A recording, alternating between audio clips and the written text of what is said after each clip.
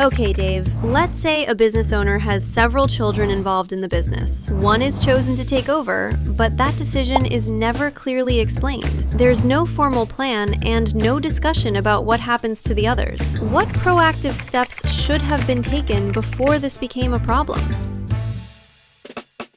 Succession planning is often a very important topic for business owners, because if you're able to get your company to the next generation, that's a huge success, and sometimes that's really one's life's goal, to start a company and hand it off to your children. There's sometimes no better accomplishment than that.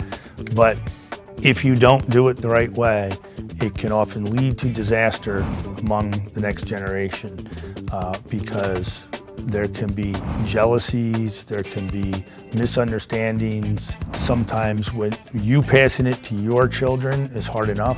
If you do it right, you can even get it to the third generation sometimes. And what I mean by doing it right is there has to be clear roles and clear understanding of what everyone's going to be doing. If you have someone who's really good at sales and someone who's really good at the finance aspect of the company, make those their spheres of influence so that there's no misunderstanding of who's in charge of what.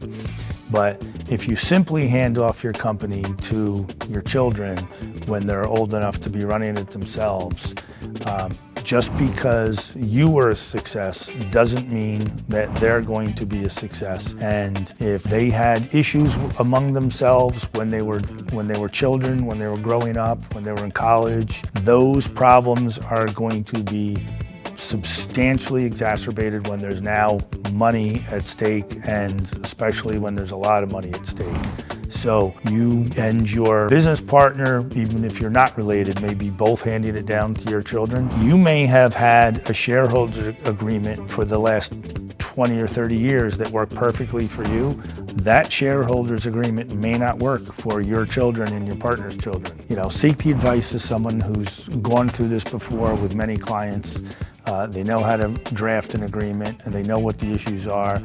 And your issues are going to be unique to you and your family, and someone needs to know how to get to the bottom of what it is that will make your company be successful from one generation to the next.